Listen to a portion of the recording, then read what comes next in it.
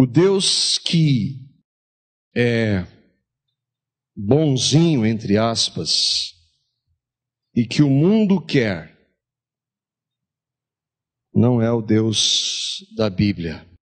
Uma vez eu ouvi um pastor, um irmão, usou essa expressão: Deus não é bonzinho. Na semana passada nós começamos uma série de estudos no Evangelho de João. E nós vimos o capítulo 1, os versículos de 1 a 3, onde nós vemos ali que Jesus Cristo é Deus. João começa o seu Evangelho narrando e mostrando que Jesus não foi um profeta, não foi um homem de Deus. Ele é Deus encarnado. Ele é Deus encarnado. Ele está à direita do Deus Pai hoje, na glória. E um dia ele vai voltar como Deus encarnado para buscar todos aqueles que nele creem. Hoje nós vamos continuar estudando João, mas nós vamos dar um salto do capítulo 1 para o capítulo 3, um texto que nós conhecemos bem. Depois, se o Senhor permitir, nós vamos voltar com o tempo, sendo a vontade do Senhor, continuar no capítulo 1. Mas antes eu gostaria de ler com vocês o texto de Gálatas, no capítulo 4, versículo 16. Um texto que nós trabalhamos essa semana nos grupos, nas casas, em que Paulo escreve para os irmãos daquela igreja da Galácia, e aquela exortação não é somente para aqueles irmãos, ou não foi somente para eles, mas é para todos aqueles que creem em Cristo. E Paulo, ele faz uma pergunta que tem uma resposta já. Ele diz: eu tornei-me inimigo de vocês por lhes dizer a verdade. Paulo escreve aquela carta exortando aqueles irmãos que haviam crido no Evangelho, mas que estavam sendo influenciados por ensinos contrários ao Evangelho. E eles estavam sendo influenciados, estavam praticando coisas que não tinham nada a ver com o Evangelho. E Paulo escreve por amor àqueles irmãos e os exorta, chamando para que eles voltassem para a pureza, para a centralidade do Evangelho. E aí então ele diz: irmãos, vocês acham que porque eu estou dizendo a verdade para vocês, é que eu sou inimigo de vocês? É claro que não. Porque eu amo vocês, é que eu estou dizendo a verdade para vocês. E essa relação na palavra de Deus, ela é íntima, ela percorre toda a Escritura, Gênesis, Apocalipse, amor e verdade. Não existe amor sem verdade. Por mais dura que a verdade às vezes pareça, ou seja, quando a gente ouve, ela tem um objetivo à luz da Escritura: amor. E eu queria que, durante esse tempo que nós vamos ter, que você considerasse tudo que nós vamos tratar, tendo esse texto como base. Tratar a verdade. Isso não significa que nós somos melhores e que nós somos inimigos. Não, pelo contrário. É por amar que nós somos chamados para tratar com a verdade. E eu quero começar com 3 compreensões de líderes evangélicos que disseram ou escreveram isso, que nós vamos ver. E que com certeza algumas dessas compreensões se aplicam a alguns de nós, que são ensinos errados, e que nós precisamos ver, nós vamos rever isso, à luz da palavra. O primeiro foi de um bispo nos Estados Unidos, que há algum tempo disse, em uma entrevista com outras religiões, ele foi perguntado pelo apresentador do programa, uma rede nacional, se Jesus era o único caminho para Deus. E ele disse assim: eu creio que Jesus é o caminho para os cristãos. Eu creio que a minha religião é a certa. Mas eu não digo que as demais estão erradas. Eu creio que meu Deus é grande o bastante para incluir todos os seres humanos que foram criados à sua imagem. E isso inclui as religiões que não são cristãs. Um bispo evangélico disse isso. A outra citação é de uma cantora de rock cristão e que há algum tempo assumiu a sua homossexualidade. Ela continua sendo uma cantora de rock cristão, mas assumiu a sua homossexualidade. E ela diz assim, quando entrevistada: o que Jesus ensinou é uma mensagem radical de boas-vindas, inclusão e amor. Eu tenho certeza de que Deus me ama do jeito que eu sou. E eu tenho um grande desejo de comunicar isso aos jovens. E ela diz que quer transformar a religião nesse conceito. E um outro é um diálogo entre um pastor e um evangélico. E esse evangélico escreve para esse pastor e ele relata: sou evangélico, casado com uma missionária que ama muito a Jesus. Descobrimos que estávamos grávidos de uma menina de 13 semanas e que é portadora da síndrome de Down. Procuramos um psicólogo amigo que é cristão e ele nos ajudou a decidir por interromper a gestação, pois o nascimento teria muito mais dor, tanto para nós quanto para o neném. Interromper a gestação é aborto. Será pecado? Temos esse direito? Por favor, me ajude a ter paz. E o pastor responde: sobre a sua questão, se é pecado ou não, digo-lhe com a minha consciência limpa diante de Deus, que se eu estivesse em situação semelhante, com todas as dores dessa vida, ainda assim aceitaria a sugestão do psicólogo e cristão. Receba todo o meu carinho e amor. Se de um lado nós temos hoje, que predomina em boa parte da igreja, ensinos e heréticos como prosperidade e confissão positiva, por outro, há hoje no evangelicalismo conceitos muito errados como esses aqui, ensinos errados como esses, e que se respaldam no amor, na graça e na bondade de Deus. Tudo isso aqui é porque Deus é amor.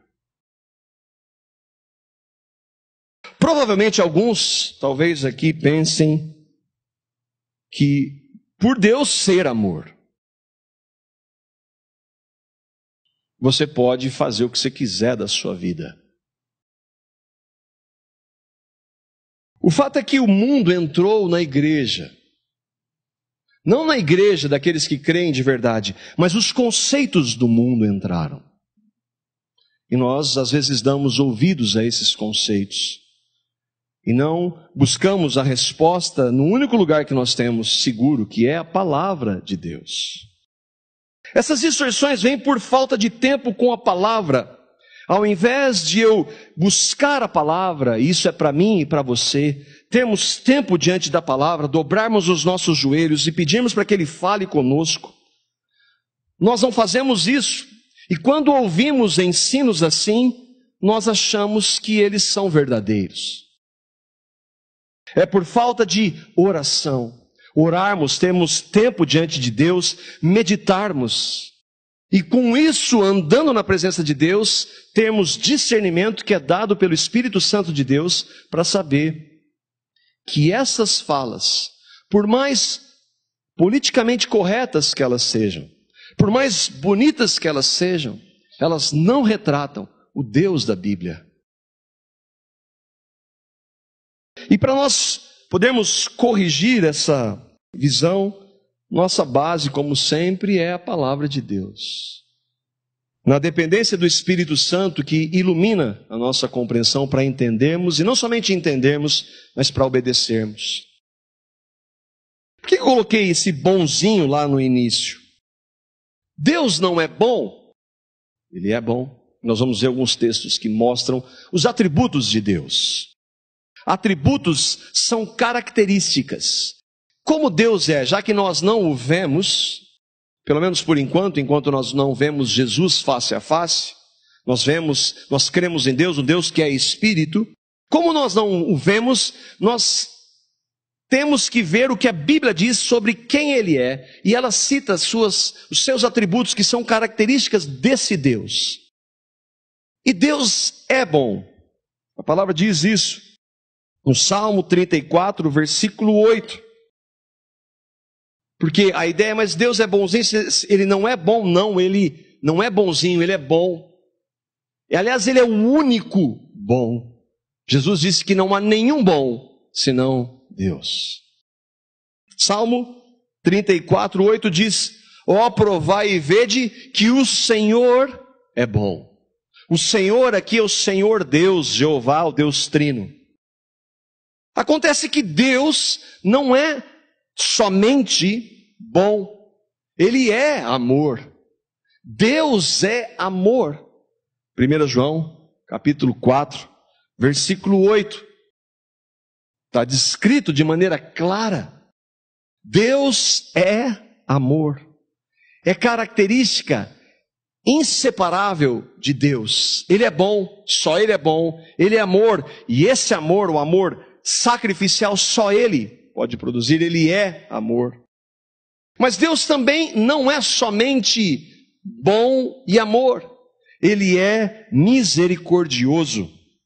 Salmo 86, versículo 15, que diz: mas tu, Senhor, és Deus compassivo e misericordioso, muito paciente, rico em amor e em fidelidade. Então, o Senhor Deus, Ele é bom, Ele é amor, por Ele ser amor, Ele é compassivo, Ele é rico em misericórdia. Esse é o Deus da Escritura. Ele também é gracioso. Salmo 63, versículo 3, diz que porque a tua graça, a graça de Deus é melhor que a vida. A graça de Deus é melhor que a vida. Esses são atributos, são características do Deus da Bíblia. Então, portanto, Ele é sim bom. Ele não é somente bom, Ele é amor, Ele é graça e Ele é misericórdia. É inegável, são inegáveis esses atributos de Deus. Mas há outros atributos. E que naquelas falas, nenhum desses outros atributos são tratados. Deus é bom, Deus é amor, Ele é cheio de misericórdia, Ele tem uma graça que é melhor que a vida, mas Deus é também santo. Levítico 19, 2 diz: sede santos ou sereis santos, porque eu, o Senhor vosso Deus, sou santo. Santo, a palavra santo significa separado. Separado do quê? De pecado. De qualquer forma de pecado. Deus não tem absolutamente nenhuma relação com o pecado. Ele não pode ter, porque Ele é santo. É impossível. Deus, portanto, Ele é santo. E por Ele ser santo, ainda que amor, Ele abomina o pecado. Deus odeia o pecado, e em todas as suas formas. Hebreus capítulo 1, versículos 8 e 9. E falando de Jesus, é o Deus encarnado Jesus. Mas a respeito do Filho, diz, o Filho que diz: o teu trono, ó Deus, subsiste para todos sempre. Cetro de equidade, de retidão, de justiça, de perfeição, é o cetro do teu reino. Amas a justiça e odeias a iniquidade. Iniquidade é uma outra palavra para pecado. Jesus odeia o pecado. Deus odeia o pecado. Deus odeia, é o que a Bíblia diz. Além disso, Deus é justo. Deuteronômio, capítulo 32, versículo 4. Todos os seus caminhos são juízo. Todos os caminhos de Deus são juízo. Deus é fidelidade e nele não há injustiça. Ele é justo e reto. Deus é justo e reto. Nós não temos nenhuma compreensão do que significa cada um desses atributos de Deus. Nós temos alguns relances, mas nós não sabemos o que isso significa, nenhum deles. Deus é bom. Nós não sabemos porque nós somos maus em essência. Ah, mas eu faço coisas boas. Não faz coisas boas. Quando eu e você fazemos coisas boas, a parte de Cristo, nós temos um interesse por trás. Então, em essência, o bem que nós não fazemos não é bondade. Mas Deus é bom. Deus é amor. O amor de Deus, ele é o amor ágape, ele é um amor incondicional. Ele independe do objeto amado. Nós não amamos assim. Nosso amor é condicional. Depende do que eu vou ganhar em troca, ainda que eu diga que não. O amor de Deus não é assim. Deus ama, e nós vamos ver de maneira muito clara, o que nós jamais, todo ser humano que já pisou sobre a face da terra, jamais amaria. Ele é cheio de misericórdia. Cheio de misericórdia, a palavra de Deus diz que as misericórdias dele se renovam todas as manhãs. Ou seja, para eu e vocês que cremos em Cristo, todas as vezes, toda manhã, tem misericórdia para nós. Mas para nós estabelecemos limites. E são limites muitíssimo pequenos. Eu perdoo, mas olha lá, hein? E quando a gente quer estabelecer um padrão alto, é Pedro falando para Jesus: quantas vezes eu devo perdoar? 7, Senhor, 7 está bom. E Jesus fala 70 vezes 7. Então, nós não sabemos o que é misericórdia, nós não sabemos o que é bondade, nós não sabemos o que é amor, nós não sabemos o que é misericórdia, e graça também nós não sabemos. Nós fazemos por mérito. Você só passa de ano se for bem. Você só consegue um emprego se você for o melhor. Você só é chamado para jogar no time de futebol se você é craque ou dono da bola. É só mérito, tem alguma coisa por trás. Não tem nada a ver com graça. Mas Deus, a graça de Deus é melhor que a existência. Nós não sabemos o que é ser santo. E eu e você sabemos muito bem. Para e pensa hoje, como a sua vida manifestou santidade. Santidade total e plena. Nós não sabemos o que isso significa. Deus é totalmente separado do pecado. Nós não. Nós vamos ver como nós não somos. Deus odeia o pecado e nós nascemos amando o pecado. Nós não dizemos isso, mas as nossas práticas são contrárias àquilo que nós dizemos. Nós amamos o pecado, nascemos amando o pecado. Cada um tem o seu pecado particular. Mas nós amamos o pecado. Nós não odiamos. Justiça, então, nós temos hoje o padrão, a nossa justiça, que está aí para todo mundo ver no governo do nosso país. Esse é o nosso Supremo Tribunal. Essa é a justiça. Esse é o máximo que o homem pode chegar. Então, eu creio que fica claro que eu e vocês, e nenhum ser humano sobre a face da terra, filho de Adão, tem compreensão do que isso significa. Além disso, Deus não muda. A palavra de Deus diz que Ele é tão enfática em dizer que Deus não muda, que diz que não muda e não há sequer uma sombra de variação. Deus é amor, Ele é amor, assim como Ele é o eu sou, Ele sempre foi amor. Não muda. Não tem possibilidade de Deus amar mais ou menos, Ele ama, Ele é amor. Deus é gracioso, é misericordioso. Deus é santo e justo. O problema, especialmente naquelas citações, e às vezes quando nós ouvimos, é que parece que Deus, Ele é mais amor do que Ele é santo. E Ele é mais gracioso do que Ele é justo. Não. Deus é amor. Ele é bom, misericórdia e graça. Ele é santo, Ele odeia o pecado, Ele é justo. Não é um mais do que outro, e Ele não varia.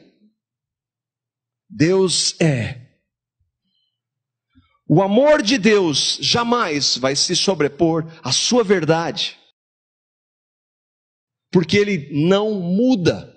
Nós não sabemos o que isso significa, porque nós somos volúveis. Depende da situação. Nós mudamos. Nós somos a metamorfose ambulante. Deus não. Deus não muda. Deus não negocia. Não abre mão de quem Ele é. Por que aquelas citações acontecem? Porque existe uma leitura seletiva da Escritura. Eu vou tratar disso, eu vou pegar esse texto, porque ele me convém. Eu não vou tratar do outro, porque do outro ele vai contra o que eu faço, o que eu penso, o que eu gosto. E todos nós, de uma forma ou de outra, fazemos isso. Mas Deus não é assim. Onde essa leitura seletiva, o amor de Deus supera tudo. O amor de Deus se sobrepõe a tudo, mesmo que nós ignoremos a existência de Deus. Mesmo que nós vivamos na prática deliberada do pecado, Ele nos ama mesmo assim.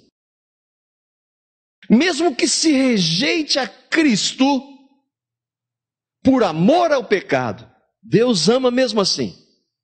Isso leva a erros como a ideia de que, no final, por causa do amor de Deus, todo mundo vai ser salvo, mesmo aqueles que rejeitam a Cristo. Mas nada disso é verdade à luz do Deus da Bíblia. Não no Deus do pregador Marco, do Deus da Bíblia.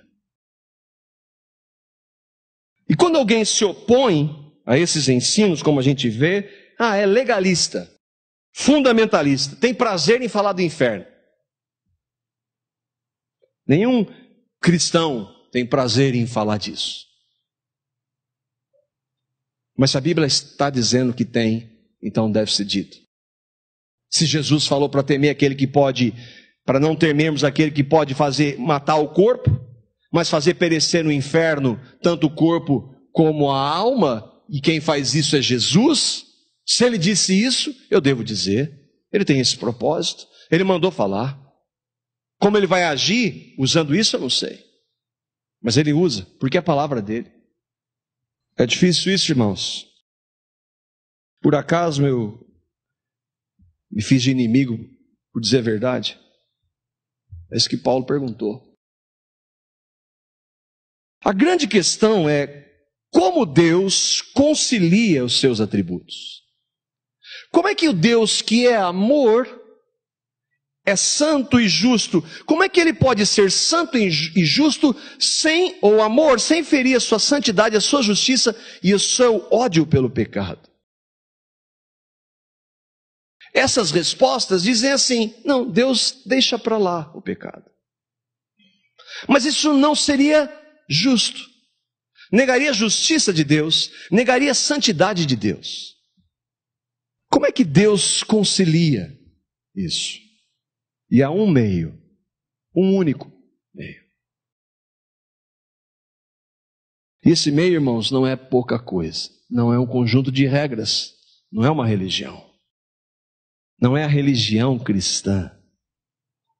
Há inúmeros textos que mostram isso em toda a Escritura, mas eu gostaria, como nós estamos vendo João, capítulo 3, texto que nós conhecemos, versículos 16 até o versículo 20, nós vamos ler versículos 16 e 17, para nós mostrarmos ou vermos como a palavra de Deus concilia isso. Porque Deus amou o mundo de tal maneira que deu o seu Filho unigênito, para que todo aquele que nele crê não pereça, mas tenha a vida eterna. Porque Deus enviou o seu Filho ao mundo, não para que condenasse o mundo, mas para que o mundo fosse salvo por ele. Deus é amor, por isso ele amou. Deus é gracioso, por isso ele dá. E Deus é bom para não condenar.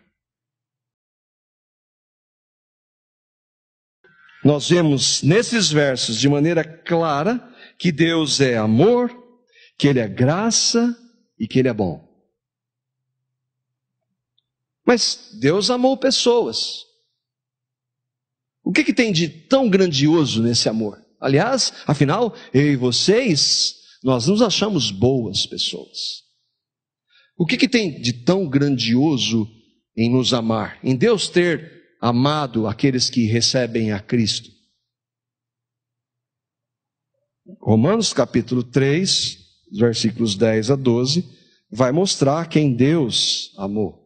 Como está escrito, não há um justo, nenhum sequer, não há ninguém que entenda, não há ninguém que busque a Deus, todos se extraviaram e juntamente se fizeram inúteis. Não há quem faça o bem, não há nenhum só. Deus amou pessoas dessa estirpe. Ah, isso aí são os outros. Isso aí somos eu e você. Eu e você somos isso aqui. Eu busco a Deus. Se busca, louve o Senhor para sempre, porque foi Ele que buscou. Porque se não há quem busque a Deus e você busca hoje, alguma coisa aconteceu. E não foi você. Outra coisa, nós não somos isso daqui por causa do meio. O meio que nos influenciou a sermos isso. Não. O meio é o que é por causa de nós. Não é a culpa dos meus pais. Não. Não é por causa do mal que nos fizeram. Não. Não é porque a culpa é de Deus. Não, a culpa é nossa. Nós somos isso aqui. Nós somos isso daqui. E há outros textos, em Romanos 3, se você quiser, por causa do nosso tempo não dá para ver todos. Porque nós somos pecadores e amamos o pecado. Mas como é que é? Pecadores, seja específico. 1 Coríntios capítulo 6, versículos 9 e 10, e Apocalipse 21, 8. Vou ler os dois textos. O que são pecados? E talvez você se identifique com alguns dessa lista aqui. Não se deixe enganar, nem imorais, nem idólatras, nem adúlteros, nem homossexuais, nem ladrões, nem avarentos, nem alcoólatras, nem caluniadores, nem trapaceiros herdarão o reino de Deus. O reino de Deus é onde Deus reina. Deus reina, onde Ele reina, não há pecado, porque Ele odeia o pecado. Então, aqueles que vivem nessas práticas não estarão na presença de Deus. Apocalipse 21, 8. Os covardes, os incrédulos, os depravados, os assassinos, os que cometem imoralidade sexual, os que praticam a feitiçaria, os idólatras e todos os mentirosos, o lugar deles será no lago de fogo que arde com enxofre. Esta é a segunda morte. O que é esse lago de fogo e enxofre? Aqueles que vivem nessas práticas e não creem em Cristo, estão separados do Deus que é santo, separado para sempre. Esse é o estado de todo ser humano descendente de Adão. Não tem nada de natural nisso aí. Isso tem nada de natural. Conversa imoral, adultério, homossexualismo, avareza, mentira. Isso não tem nada de natural, mas todo mundo diz que é. Essas ações também não são estilo de vida, não são normais, não são problemas, não são dificuldades, não são limitações, não são desvios de comportamento, elas são pecados. Pecados. Palavra extremamente impopular, mas que mostram quem eu e vocês somos. São pecados que o Deus que é amor odeia. Ele odeia a iniquidade. Iniquidade é pecado. O Deus que é amor, que é graça, misericórdia e bondade, porque é santo, odeia pecado. Mas por que de forma tão pesada? Por que tem que ser desse jeito?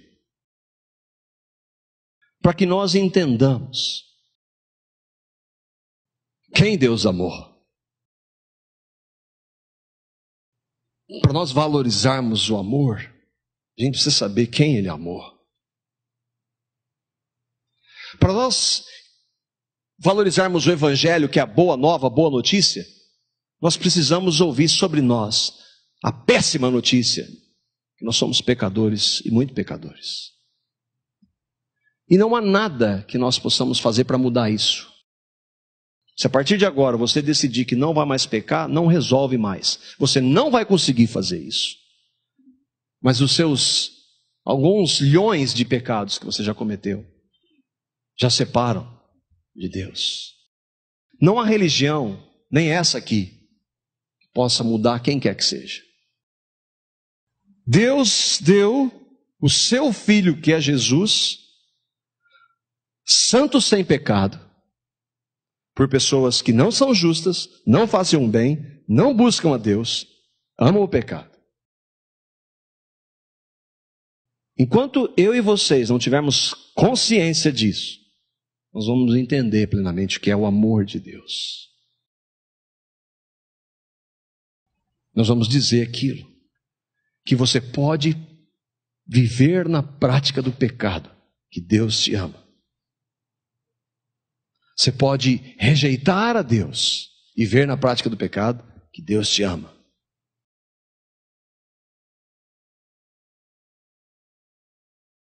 Mas então, se Deus fez isso, Ele mostrou o seu amor, a sua bondade, a sua graça e a sua misericórdia, então todos serão salvos.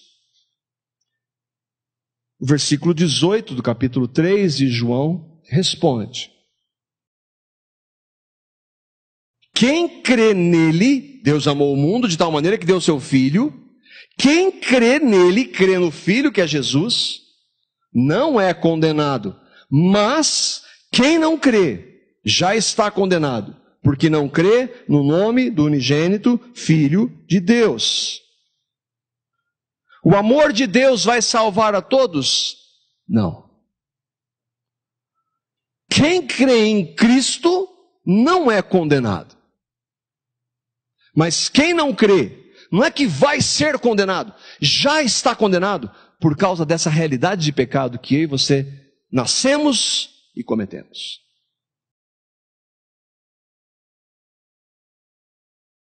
Deus está dizendo que só os que creem em Cristo e se arrependem. Se arrependem.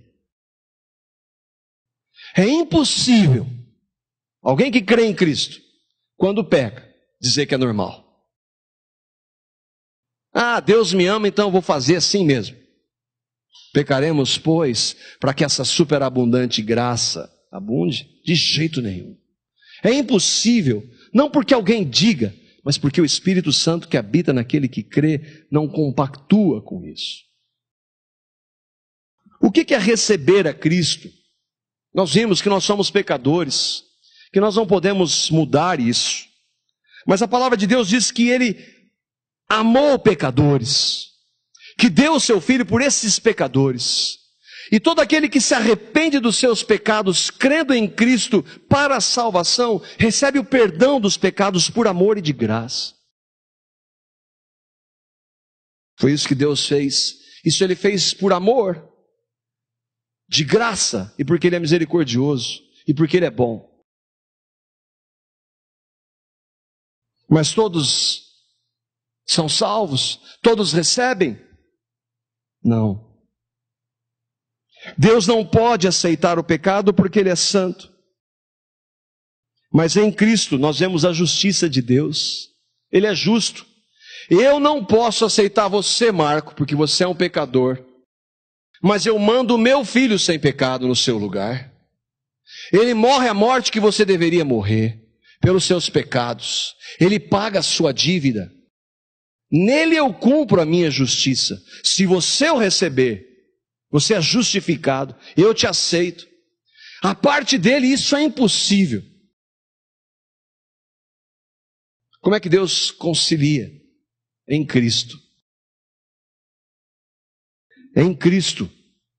Na cruz, Cristo veio e levou todos os nossos pecados. Todos eles, passados, presentes, futuros. Ele nos perdoou plenamente. Pela graça, nós somos salvos. Lá Ele colocou a sua justiça em Cristo.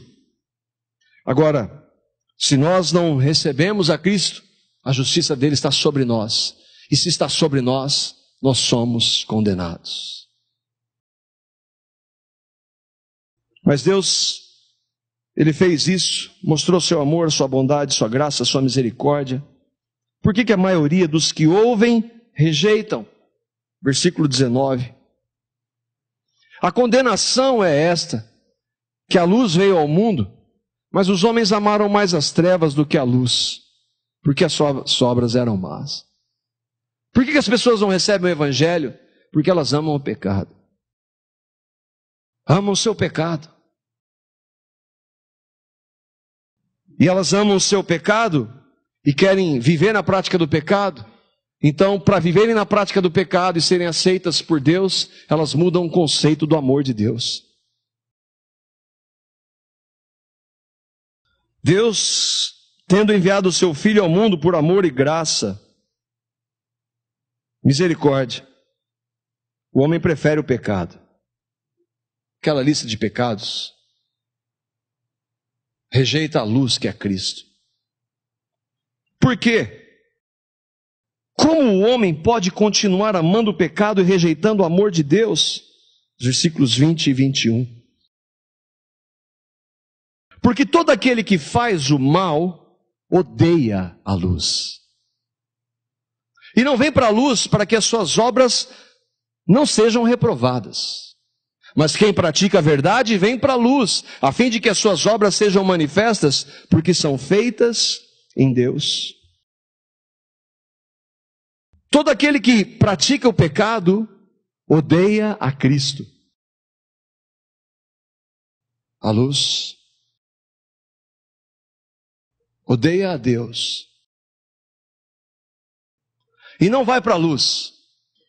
Porque sabe que se for para a luz, o seu pecado vai ser manifesto. Então ele opta por odiar a Deus e amar o pecado. Mas ele muda, ele diz que Deus ama mesmo assim. E que ele pode viver assim. Na prática do pecado. Todo aquele que faz o mal, vive na prática do pecado, odeia a luz, que é Cristo. Odeia a Deus. Não vai para a luz. Agora, quem pratica a verdade vem para a luz. Mas quem pratica a verdade? Ninguém? Mas quando eu e você se nós recebemos e nos arrependemos dos nossos pecados, a luz vem habitar em nós. A verdade que é Cristo vem habitar em nós. E Ele vai transformar, é Ele quem vai transformar as nossas práticas. E ainda que nesse processo eu peque, como eu já estou nele, eu sou perdoado. Pela sua graça, pela sua misericórdia. O mundo ama o pecado e odeia a luz. Então inventam um Deus que ame o pecado, e assim o mundo pode continuar no pecado.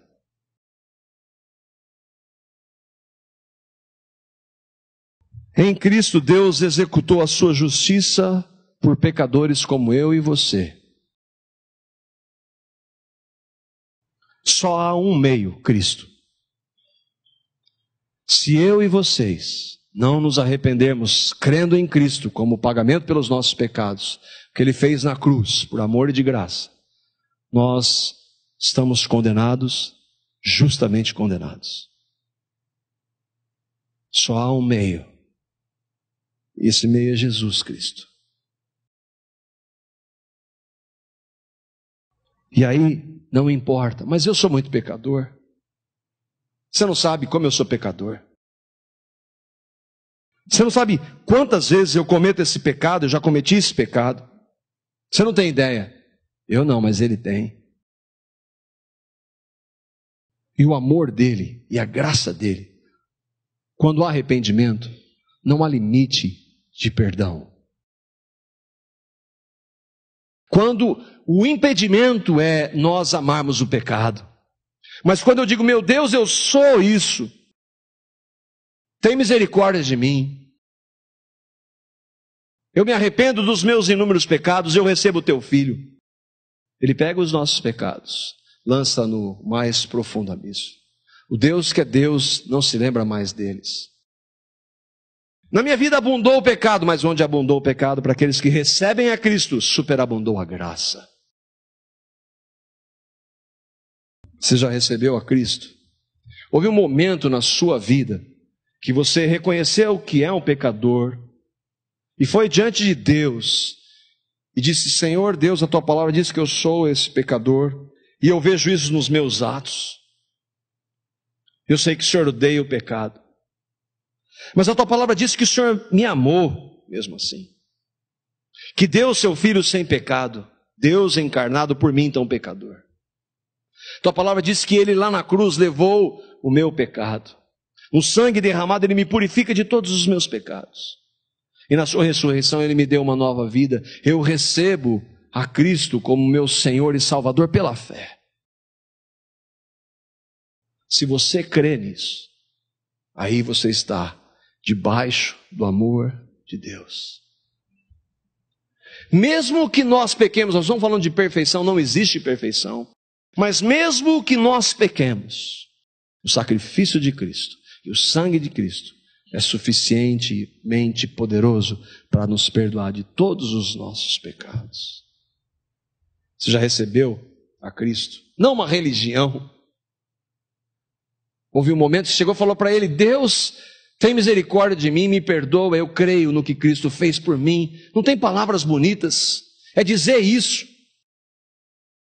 Mas eu não posso fazer você crer.